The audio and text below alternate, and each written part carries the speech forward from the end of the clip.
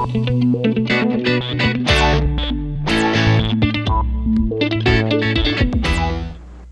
ang bata. Ang laki-laki. Medyo napaaga nga ang dating eh. Hindi ko nga alam kung bakit. Nakasira tuloy ng party ng anak ng amo ko sa rice mill. Dahil nataranta ang tao nang sumabog ang tubig ko. Ang ganda-ganda ng baby natin. Ang laki-laki. Nagmana sa'yo. Mahaba ang katawan. Sabi nga ni Martha, hindi raw maipagkakailang anak mo. Dahil wala kang tinira para sa akin.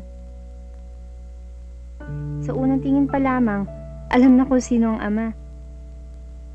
Pinahirapan rin ako ng batang ito. Ang tagal lumabas, halos 12 oras ako nag-labor. Pero sulit na sulit pag nakita mo yung bata. Tama ang sabi nila, pag nahawakan mong baby mo, nakakalimutan mong lahat ng sakit na pinagdaanan mo. Parang ang laki ng pagkakaibang nangyayari sa tao pag nagkakaanak. Ewan ko, parang bigla akong tumanda. Parang lahat ng mahalaga sa aking buhay na sentro sa ating anak. Ang bilis-bilis na lumaki. Parang hinihipan. Ang puti-puti ni Junjun. At ang ugali, manang-mana sa'yo. Pag merong gusto at hindi nakukuha, umiinit ang ulo. Kahit na anong karga, kahit ano pang sayaw ang gawin mo, hindi magpapaawa. Kung minsan niya, tinatanong ko sa aking sarili kung paano na ang ating anak. Hindi pa rin ako nawawala ng pag-asa. Darating rin naman ang araw na mabubuo na tayo. Higit pa ngayon. Gusto ko na sana magpakasal na tayo. Importante yon para sa bata. Kailangan ni Junjun ng ama.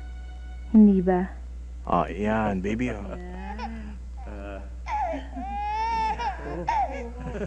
Happy birthday to you. Happy birthday to you. Happy birthday, happy birthday. Happy birthday, Junjun. Oh, blow the candle. Blow the candle. Yun.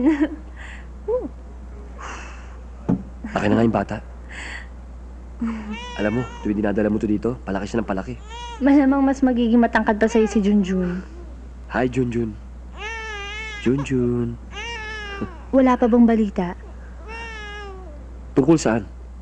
Sa kaso mo. Alam mo, Junjun, gusto ko paglaki mo maging sundalo ka. Yung asintado bumarel. Para lahat ng kalaban mo talo. Hoven. Huwag kang atras sa laban, ha? Maging matapang ka, ha? Hoven, akala ko ba ang sabi mo kinausap ka nila? Sabi mo may chance na mababaan ang sentensya mo. Junjun, bakit ba? Yan lagi tinatanong mo sa akin tuwing pupunta ka rito. Ano namang masama dun? Gusto ko lang malaman kung kailan ka makakalaya. Alam mo, lalabas ako rito kung kailan lang ako palalabasin.